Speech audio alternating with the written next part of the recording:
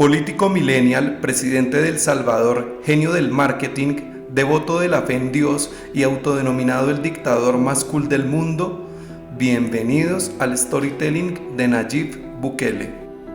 Demócrata o dictador, pacificador o verdugo, estadista o populista, pragmático o tirano.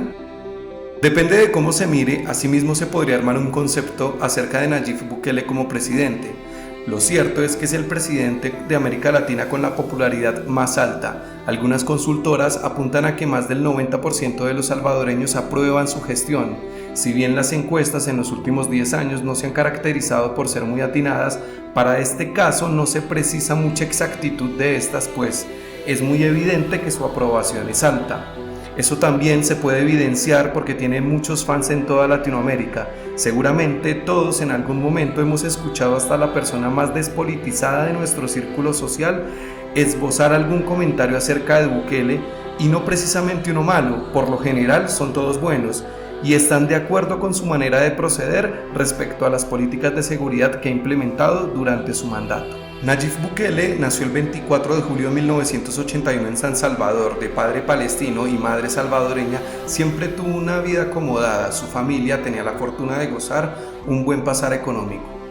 Estudió Derecho en la Universidad Centroamericana José Simeón Cañas. No terminó sus estudios y decidió empezar a trabajar en las agencias de publicidad de su padre, las cuales se encargaban, por ejemplo, de la publicidad del Frente Farabundo Martí para la Liberación Nacional, conocido como el FMLN, partido tradicional de izquierda. Se desempeñó también en otras labores y fue presidente de Yamaha Motors del Salvador, y finalmente en 2011 decide entrar en política. En 2011 se afilia al FMLN y empieza su carrera desde la izquierda. El 11 de marzo de 2012 es elegido para representar a la coalición del FMLN y Cambio Democrático para disputar la alcaldía del municipio de Nuevo Cuscatlán. Gana la elección venciendo al candidato del partido tradicional de derecha Alianza Republicana Nacionalista, más conocido como Arena. Durante su gestión se encargó de suplir las necesidades básicas de la población como salud, educación, agua potable y demás. Le apostó muy fuerte al turismo, mejorando la infraestructura del municipio, y a la par de esta gestión iba marcando las diferencias sociales y de oportunidades que allí existían entre ricos y pobres. Donaba su salario para becas y le aumentó el sueldo a los empleados de la municipalidad. En esta etapa de Bukele encontramos a un político de izquierda que no dudaba en elogiar a la gestión de los Kirchner en Argentina. No creo en las políticas económicas de derecha. Si tú ves, la historia nos ha enseñado de que la mayoría de economías que se han desarrollado han sido impulsando políticas de izquierda, y la mayoría de economías que se han ido para atrás ha sido impulsando políticas económicas de derecha. En este caso de Argentina, por ejemplo, cuando implementaba políticas de derecha, se creó el corralito financiero, etc. Argentina entró en una de sus mayores crisis en su historia. Incluso tuvieron 5 presidentes en 2 semanas. Cuando llegó Néstor Kirchner dio un giro hacia la izquierda a la economía argentina, empezó a impulsar políticas de izquierda, y ahora Argentina, al mando de su esposa Cristina Fernández de Kirchner, es una economía pujante otra vez. En 2015 decidió llevar su carrera política al siguiente nivel, y ese era la alcaldía de la capital. Lo logró liderando la coalición del FMLN y el Partido Progresista de El Salvador, derrotando nuevamente al Partido Arena en aquella elección. Él sabía que una buena gestión lo iba a dejar listo para pelear la presidencia. Como alcalde de la capital se encargó de la iluminación completa de la ciudad, renovación del centro histórico, inauguró una clínica que funcionaba a las 24 horas, implantó la Secretaría de la Mujer y la Secretaría de la Cultura, además del mercado de Cuscatlán, obra en la que Bukele y el Consejo Municipal se vieron envueltos en temas de corrupción. Hubo un juicio por reparos, los cuales ascienden a los $3 millones. En julio de 2015 anunció el programa Una Obra por Día. Se invirtieron más de $9 millones en obras y creó una página web llamada unaobrapordía.com para transparentar dicho programa. A la par de su gestión como alcalde, la presidencia la ejercía su copartidario Salvador Sánchez Serén, quien fue blanco de muchas críticas por parte de Bukele porque sentía que la inversión social que el presidente había prometido no estaba llegando ni beneficiando al pueblo. Además tuvo críticas hacia otros funcionarios del partido por las gestiones que se realizaban respecto a políticas de medio ambiente y saneamiento. A finales de 2016, el partido consideró que Bukele para las elecciones de 2019 debía ir por la reelección en San Salvador y no por la presidencia de la República. Esto profundizó las diferencias entre los jerarcas del FMLN y Bukele. Finalmente, el 10 de octubre de 2017, el Tribunal de Ética del partido decide expulsarlo por promover la división, violar el reglamento, no cumplir con los objetivos del partido, difamar al presidente y por agresiones verbales y físicas contra Xochitl Marchelli, síndica municipal, que en su momento había dicho que Bukele la había tratado de maldita traidora y también le había lanzado una manzana en la cara. Todo esto se habría dado, dicho por Bukele, porque Marchelli, junto con concejales del FMLN y Arena, se habían aliado para bloquear los proyectos de quien era alcalde en ese momento de la capital. Esta expulsión le generó al partido perder 20 municipios y 8 bancas en el Congreso en las elecciones legislativas de 2018. Ya en ese momento se veía la fuerza electoral que tenía Bukele. El 25 de octubre de 2017 fundó el partido Nuevas Ideas para poder pelear por la presidencia y romper el bipartidismo que sostenían el FMLN y Arena. Sin embargo, no pudo inscribir este partido en los plazos que el Tribunal Supremo Electoral exigía para poder registrar su candidatura. Ante este hecho, Bukele denunció que los partidos tradicionales habían participado en dicha obstaculización. Dado este panorama, Bukele busca aliarse con el Partido Cambio Democrático, de hecho se afilia a este y la idea era participar en las internas y así ganar la candidatura, pero la Corte Suprema dio a conocer una denuncia efectuada en 2015 en la cual se pedía la cancelación de todos los partidos políticos que no hayan alcanzado el número de votos requeridos para seguir existiendo luego de las elecciones de ese mismo año 2015. La disolución de Cambio Democrático era un hecho a pesar del rechazo de una buena parte de la política, pues esta determinación violaba el artículo 47 de la Ley de Partidos, el cual dice: ningún partido político podrá ser cancelado si cuenta con representación legislativa de al menos un diputado en la Asamblea. Cambio Democrático tenía un representante en el Congreso llamado Juan José Martel. Luego de la disolución de Cambio Democrático, Bukele busca ser candidato por el partido Gran Alianza por la Unidad Nacional, más conocido como GANA. Participó en las internas, ganó y luego de muchas idas y vueltas pudo emprender la campaña para la presidencia. Campaña que se centró en captar el voto joven mediante redes sociales. Casi no se hizo trabajo territorial, no le hizo falta tampoco hacerlo. Además no participó de debates y en su plan de gobierno llamado Plan Cuscatlán prometía la construcción de una vía ferroviaria, becas, una lucha frontal contra la inseguridad y la creación de la Comisión Internacional contra la Impunidad en El Salvador. A Bukele se le acusó de plagio en su plan de gobierno. Ante esto el hombre dijo que se trataba de errores humanos. El 3 de febrero de 2019 gana la presidencia con 1.434.856 votos, equivalente al 53% de los votantes. Fue una victoria abrumadora en primera vuelta que rompería el bipartidismo. El mismo Bukele definió ese resultado electoral como el fin de la época de la posguerra, haciendo referencia a la guerra civil que hubo en el país entre 1980 y 1992. Desde el día 1, Bukele fue directo y claro respecto a sus ideas y visión de país. Dada su religiosidad, defiende las ideas conservadoras como oponerse al matrimonio entre personas del mismo sexo y la interrupción voluntaria del embarazo. Él cree firmemente en los principios que defiende la familia tradicional. La primera parte del gobierno se vio marcada por la reducción de los homicidios. Se pasó de una tasa de 53 homicidios cada 100.000 habitantes en 2018 a 38 homicidios cada 100.000 habitantes en 2019. Desde el principio ya se le acusaba de querer pasar por encima de las leyes y las instituciones del Estado de Derecho. Fortaleció las relaciones diplomáticas con la Casa Blanca de Trump. Y otra medida polémica fue la de despedir por Twitter a 3.000 funcionarios afines al FMLN que seguían desempeñando cargos de confianza en el Estado. A principios del 2020, el presidente le pidió al Congreso aprobar un crédito por $109 millones que pretendía pedirle a los Estados Unidos para robustecer a las fuerzas de seguridad en la lucha contra las pandillas.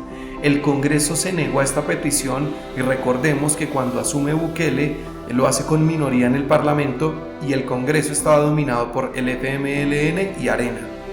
El 9 de febrero de ese mismo año, Bukele ingresa a la Asamblea Legislativa acompañado de militares para intimidar a los parlamentarios. Él se sienta en la silla del presidente de la asamblea y al no haber quórum para la sesión, se pone a rezar. Llamó a la insurrección popular, pero luego llamó a la calma. Bukele dijo que habló con Dios y Dios le había dicho que tuviera paciencia. Esto elevó su popularidad de manera monumental. Ya durante la pandemia decretó una cuarentena total y la prohibición de la entrada de extranjeros al país a menos que tuviera la ciudadanía salvadoreña o fuese un diplomático. Otorgó subsidios para que la gente pudiera comprar comida y también un bono para los empleados de la salud que trabajaron ad honorem durante la emergencia. La oposición, por su parte, denunció abusos de la Policía Nacional Civil en contra de las personas detenidas por violar la cuarentena. Vamos a hacer un rápido repaso por la historia de las pandillas en El Salvador. El país centroamericano entró en una guerra civil en 1980, la cual se extendió hasta 1992. En estos años muchas personas emigraron hacia los Estados Unidos. Una parte de ese éxodo salvadoreño se dedicó a la delincuencia y fue en Estados Unidos, exactamente en Los Ángeles, donde se empezaron a gestar estas pandillas, las cuales luchaban por los territorios para vender drogas contra las pandillas mexicanas. Es así que se forman las pandillas de Barrio 18 y la Mara Salvatrucha 13. Bajo el mandato de Bill Clinton en Estados Unidos, empezó una deportación masiva de estos delincuentes hacia su país de origen y estando allí, continuarían con sus actividades delictivas, empezando así a implementar un régimen delictivo y de horror con extorsiones, venta de drogas, asesinatos, ritos satánicos y la instalación casi que de un estado paralelo, todo esto ante la debilidad institucional, la corrupción y la complicidad en muchos casos de la clase de dirigente política que dejó avanzar este problema tanto que las pandillas ya se habían convertido en organizaciones criminales transnacionales. Bukele tan pronto asumió, anunció el plan de control territorial, el cual se basaba en un aumento de la vigilancia policial y el equipamiento en armas, municiones y chalecos al ejército y la policía. Al principio fue difícil llevar a cabo este plan, ya que el Congreso en su mayoría era opositor, pero en 2021 todo cambió. La popularidad de Bukele ya era impresionante y en las elecciones legislativas de ese año, el oficialismo arrasó y redujo a la oposición a tener tan solo 20 diputados. Esto le dio carta blanca a Bukele para hacer lo que quisiera y así lo está haciendo. Empezó por algo que se llamó depuración judicial. El presidente entendía que para combatir a las pandillas había que reformar el poder judicial. Fue así que reemplazaron al fiscal general, cambiaron un tercio de los jueces y los ministros de la Sala de lo Constitucional de la Corte Suprema fueron expulsados. La guerra contra las pandillas se recrudeció luego de los hechos del 26 de marzo de 2022. Ese día hubo 62 asesinatos. Fue el día más violento en los últimos 30 años del país. La versión que corre es que esta ola de violencia fue provocada por las pandillas luego de que se rompieran los diálogos que secretamente sostenían el gobierno con los pandilleros. La pandilla Barrio 18 se divide en dos: Barrio 18 revolucionarios y Barrio 18 sureños. Estos últimos han revelado que dichos diálogos con el gobierno sí existían y se desligaron de la barbarie del 26 de marzo. El 27 de marzo, y luego de una reunión con su equipo de seguridad, Bukele le pidió a la asamblea que aprobaran el régimen de excepción por un mes, el cual figura en la Constitución. Con 67 votos a favor, ese mismo día fue aprobado. El estado de excepción consiste en lo siguiente: las personas capturadas no son informadas sobre sus derechos, no tienen acceso a un abogado, una persona puede durar detenida durante 15 días sin cargos judiciales, pierden el derecho a la inviolabilidad de la correspondencia, entre otras cosas. Luego de anunciar esta medida, Bukele envió un contundente mensaje a las pandillas. Por ahí andan rumores que quieren empezarse a vengar de la gente honrada, al azar. Hagan eso y no va a haber un tiempo de comida en las cárceles. Uno. A ver cuánto tiempo duran sus homeboys allá adentro. Les juro por Dios que no comen un arroz. Y vamos a ver cuánto tiempo dura. Y no me importa lo que digan los organismos internacionales, que vengan a proteger a nuestra gente, que vengan a llevarse a sus pandilleros. Este régimen de excepción, que en principio iba a ser por un mes, ya lleva 2 años. Durante estos 2 años, el país ha tenido una drástica baja de los homicidios. Ahora se registran 2 cada 100.000 habitantes. La criminalidad ha disminuido. Hoy, El Salvador es uno de los países más seguros del mundo. Dado este fenómeno, muchos periodistas del mundo han viajado hasta El Salvador para indagar acerca de lo que allí se vive. Lo concreto es que la mayoría están contentos. las extorsiones se acabaron, las fronteras invisibles también. Hoy se puede cruzar de una colonia a otra sin ningún peligro. La sociedad se está reencontrando, los niños juegan tranquilos en la calle y los padres ya no tienen la zozobra de que en cualquier momento sus hijos pueden ser reclutados por las pandillas. ¿Y están más tranquilas las cosas ahora acá? Pues por la voluntad de Dios, sí. Gracias a Dios, sí, está bien tranquilo. La vida ha sido distinta en la colonia, hay más seguridad, más tranquilidad. Siento que ya puede uno andar ahí transitando por todas las colonias. Bajo el estado de excepción han sido capturadas más de 78.000 personas indicadas de pertenecer a las pandillas. La policía y el ejército hacen redadas permanentes y cualquier indicio de que una persona pertenece a una pandilla es causante de detención, como por ejemplo los tatuajes, los cuales han sido un símbolo de identidad hacia cualquier grupo criminal. Este régimen de excepción tiene sombras, pues muchas organizaciones de derechos humanos y diferentes ONG alertan acerca de lo autoritario de este mecanismo para bajar la criminalidad, pues no solo no se respetan los derechos de los reos, también hay mucha gente que siendo inocente termina presa. En estos 2 años se han liberado a más de 7.000 personas inocentes que fueron capturadas de manera arbitraria y que tuvieron que estar privados de la libertad sufriendo abusos por parte de la autoridad. Hay personas a las que les toca buscar de penal en penal a su familiar detenido y ya se presentan muchos casos de desapariciones. La Organización de Derechos Humanos Cristosal dice que durante el primer año de estado de excepción hubo 153 muertos en las cárceles sin siquiera haber tenido un juicio. En San Salvador hay una cárcel que se llama El Penalito. Acá desde las 7 de la noche todos los días se reúnen familiares de presos que esperan ansiosos a que les avisen quiénes serán liberados.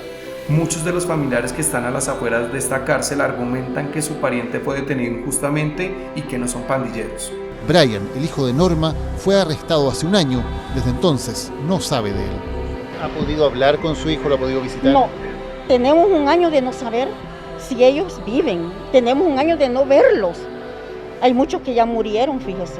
Nosotros no sabemos cómo están. ¿No ha podido verlo? No, ¿Una carta? no admiten nada. No, ninguna llamada. Ni llamadas ni por teléfono, ni por carta, ni por nada. Desde la cárcel comunican que esta noche nadie será liberado. Blanca y Alma se retiran, pero la esperanza de estas mujeres sigue inconmovible. ¿Todos los días viene acá a esperar? Todos los días, sí. Mañana aquí vamos a estar, primeramente Dios. ¿Por si aparece Sí. su hijo?